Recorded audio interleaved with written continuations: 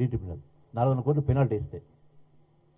అప్పుడు సుప్రీంకోర్టు పోతే సుప్రీంకోర్టు ఈ మధ్య కాలంలో 2025లో మీరు తాగునీటి కోసం మీ పనులు మొదలుపెట్టుకోవచ్చని ఆ స్టే ఎత్తేస్తూ క్లియరెన్స్ ఇచ్చింది.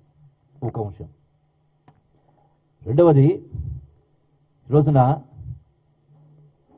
అన్నిటికంటే ప్రథమమైంది, నువ్వు చదివేస్తే ఉన్నమతి పోయినట్టుగా కేసీఆర్ మాటలు స్పష్టంగా కనపడతా ఉన్నాయి. మనకు తెలంగాణ రాష్ట్రం వచ్చిన సందర్భంలో రాష్ట్ర పునర్విభజన చట్టం చేసింది. రాష్ట్ర పునర్విభజన చట్టంలో ఆనాటి ఆంధ్రప్రదేశ్కు, అంటే ఆనాటి కంబైన్ ఆంధ్రప్రదేశ్కు 811 టీఎంసీ వాటర్ అలిగేషన్ ఉంది తెలంగాణ మొత్తానికి సంబంధించి. పునర్విభజన చట్టంలో ఎన్ బ్లాక్ అలాట్మెంట్ చేశారు. అంటే 811 టీఎంసీలు తెలంగాణ ఆంధ్ర కలిపి 811 టీఎంసీ అని ఇచ్చారు. అంటే ఇంత స్పష్టంగా పునర్విభజన చట్టంలో ఇచ్చినప్పుడు మనం రాష్ట్ర ప్రభుత్వం ఏం చేయాలి అంటే, నదీ పరివాహక ప్రాంతం ఎంతైతే ఉంటే, అంటే జాతీయ కానీ అంతర్జాతీయ నీటి సూత్రాల పథకాల ప్రకారం పరివాహక ప్రాంతం ఎంత ఉంటే అంత వాటర్ అలొకేషన్ అవ్వాలి. అది సహజ నీటి ఒప్పందాలు ఉన్నాయి హెల్సింకి ఒప్పందం నుంచి. దాన్ని పక్కన పెట్టి సెన్స్లెస్గా మాకు 290 టీమ్స్ మేము వాడుకుంటాం, 511 టీమ్స్ మీరు వాడుకోండి 10 సంవత్సరాల పాటు ఇచ్చిండ్రు కదా. అంటే లేని హక్కును మీరు ఆంధ్ర వాళ్లకు కల్పించే కార్యక్రమం చేసిండ్రు. ఆ రోజు నుంచి ఈనాటి వరకు మీరు ఈ 10 సంవత్సరాల కాలం ఇదే మన రైట్ కోసం 69.5% కోసం మనం ఫైట్ చేయకుండా 39కే మీరు ఒప్పందాలు చేసుకున్నారు. వీళ్ళు వాడుకోవడానికి వాళ్ళు హక్కు ఇచ్చింది మీరు. అంటే you created circumstantial evidence Andhra వాళ్ళకు ఒక సాక్ష్యం కింద మీరు చూపించే కార్యక్రమం చేశారు. దానికి తోడు మీరు అది రెండవది ఇంకో తప్పిదం చేశారు. ఈ ప్రాజెక్ట్ కోసం 45 టీఎంసీలు మైనర్ ఇరిగేషన్ సేవింగ్స్ ద్వారా మేము దీన్ని పాలమూరు వాడుకుంటామన్నాడు. మైనర్ ఇరిగేషన్ తెలంగాణకు సంబంధించిన మైనర్ ఇరిగేషన్లో 45 టీఎంసీలు మాకు మిగులుతున్నాయని చూపిస్తే రేపు ట్రిబ్యునల్ ఆర్డర్లో కానీ కోర్టులలో కానీ మీకు 40 టీమ్స్ అదనంగా ఉంది కదా అని దాన్ని కట్ చేసే అవకాశం లేదా? మనం నష్టపోవా? అందుకే మీరు అసలు ఫస్ట్ ఎన్విరాన్మెంటల్ క్లియరెన్స్ తీసుకొని అసలు మీరు ప్రాజెక్టు ముందుకు తీసుకెళ్లే కార్యక్రమం చేసి ఉంటే మన నిధులతోటి, కేంద్ర ప్రభుత్వం నిధులు ఉన్నప్పుడు మనకు అన్ని క్లియరెన్స్ అవసరం, కేంద్ర ప్రభుత్వం నిధులు అవసరం లేనప్పుడు మనకు ఒక అవకాశం ఉండింది. దాని మీద జారబిడ్చే కార్యక్రమం చేశారు. మిగతా 45 టీంలు 90 టీమ్స్ అంటారు. మిగతా 45 టీమ్స్లు ఏదో గోదావరి వాటర్ను పోలవరం ద్వారా వట్టిసీమకు సంబంధించి ఆంధ్ర రాష్ట్రం వాడుకుంటా ఉన్నప్పుడు ఆ ఏదైతే 80 టీమ్స్ మిగులుతూ ఉన్నాయో అందులో 40 టీమ్స్ తెలంగాణ వాటానే. అంటే మైనర్ ఇరిగేషన్ 40 టీమ్స్ సేవింగు, అట్లాగే గోదావరి అడిషనల్గా అయితే మనకు సేవింగ్ వస్తూ ఉందో వట్టిసీమ ద్వారా వస్తుంది 40. ఈ 90 టీమ్స్ ద్వారా మాకు నీళ్ళు ఇవ్వడితే ఇది ఆల్రెడీ ఇప్పటికే ట్రిబ్యునల్ ఉంది.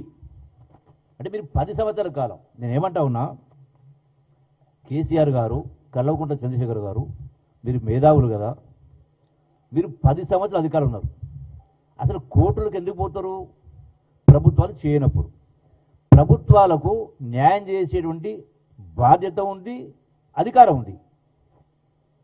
కేంద్ర ప్రభుత్వాలకు రాష్ట్రాల సమస్యలు వచ్చినప్పుడు ఏది న్యాయమో ఏది అన్యాయం అనుకున్నప్పుడు కేంద్ర ప్రభుత్వాలకు ఆ నిర్ణయాధికారం ఉంది, చట్టాలు చేసే అధికారం ఉంది. రాజ్యాంగాన్ని ఇప్పటికి 120 సార్లు మార్చుకున్నాం. మరి మీకు ఎప్పుడైతే పార్లమెంట్లో విభజన చట్టంలో ఎన్ బ్లాక్గా 811 టీమ్స్ ఇచ్చినప్పుడు తెలంగాణలో కృష్ణా నదీ పరివాహక ప్రాంతం 69.5 ఉన్నప్పుడు మరి ఆ ప్రకారం మీరు ఎందుకు ఆ యొక్క హక్కుల్ని మీరు బీజేపీ ప్రభుత్వం వాడుకోలేదు? మీరు బీజేపీ బీఆర్ఎస్ రెండు కలిసి అంటగాగినాయి కదా, అందులో భాగంగానే కదా మీరు నోట్ల రద్దుకు సపోర్ట్ చేసినారు. జిఎస్టీకి సపోర్ట్ చేసిండ్రు, ప్రెసిడెంట్ ఆఫ్ ఇండియా ఎలక్షన్కి బీజేపీ సపోర్ట్ చేసిండ్రు, వైస్ ప్రెసిడెంట్ ఆఫ్ ఇండియా ఎలక్షన్లో బీజేపీ సపోర్ట్ చేసిండ్రు. అంటే అడుగడుగున ప్రతి సందర్భంలో మీరు బీజేపీ సపోర్ట్ చేసినప్పుడు మరి ఎందుకు మీరు ఈ హక్కును మనం కేంద్ర ప్రభుత్వం దీన్ని చట్టాలు సవరించి మనకు హక్కు ఇవ్వలేదు? ఏ ట్రిబ్యునల్స్ అయినా ఏర్పాటు చేసింది కేంద్ర ప్రభుత్వమే కదా. కేంద్ర ప్రభుత్వం ఏ ట్రిబ్యునల్ ఏర్పాటు చేయొచ్చు, రద్దు కూడా చేయొచ్చు. అంటే పార్లమెంటుకు హక్కు ఉంది, అధికారం ఉంది, అయినా మీరు ఎందుకు వద్దని మరి చేయించుకోలేకపోయినారు? మీరేదో గొప్పగా సాధించినట్టుగా 10 సంవత్సరాల ప్రభుత్వం ఈ కేసీఆర్ ఇలా ఈ రోజున రేవంత్ రెడ్డి గారు 2 సంవత్సరాల ప్రభుత్వం చేయనట్టుగా దద్దమ్మలని మాట్లాడుతారు. వీళ్ళు దద్దమ్మలు ఎవరు? మీదే మీ వైఫల్యం స్పష్టంగా కొట్టొచ్చుంటుగా కనపడతా ఉంది. మీరు, మీ అల్లుడు గారు, ముఖ్యమంత్రి గారు ఇరిగేషన్, రెండో పర్యాయం 2 మీరే. రెండవది మరి 2018 నుంచి 23 దాకా కూడా అటు ఆంధ్రాలో జగన్ ప్రభుత్వం ఉన్నది. మీరే మాట్లాడిండ్రు కదా రాయలసీమ రతనాలసీమ చేస్తామని, స్పష్టంగా నీళ్లు వాడుకోవచ్చని, గోదావరి మీరు వాడుకోవచ్చని మాట్లాడిండ్రు కదా. అప్పుడు మరి కేంద్ర ప్రభుత్వం అప్పటిదాకా 2023 దాకా మీరు సపోర్ట్ చేసుకుంటూ వచ్చింది కదా. అంటే మీకు బీజేపీకి సఖ్యత ఉండి కూడా మీరు చేయలే. ప్రతి సందర్భంలో అడుగడుగునా సపోర్ట్ చేసి కాంగ్రెస్ ప్రభుత్వం ఏ ఎన్నికలు వచ్చినా బీజేపీకి సపోర్ట్ చేయలేదే. మొన్నకు సంబంధించినటువంటి ఉపరాష్ట్రపతి ఎన్నికల్లో కూడా కాంగ్రెస్ పార్టీ క్యాండిడేట్ పెట్టడం జరిగింది, మీ లెక్క సపోర్ట్ చేయలే కదా. అన్నప్పుడు దీన్ని ఏది కూడా మీరు ఈ మొత్తం వైఫల్యం, రెండవది వైఫల్యం కారణం మీరే.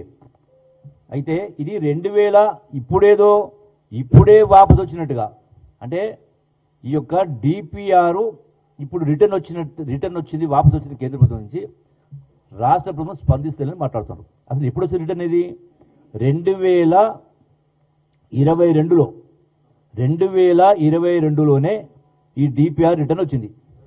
23 ఏప్రిల్ 23 సారీ డిపిఆర్ 2023 ఏప్రిల్లో డిపిఆర్ రిటర్న్ వచ్చింది.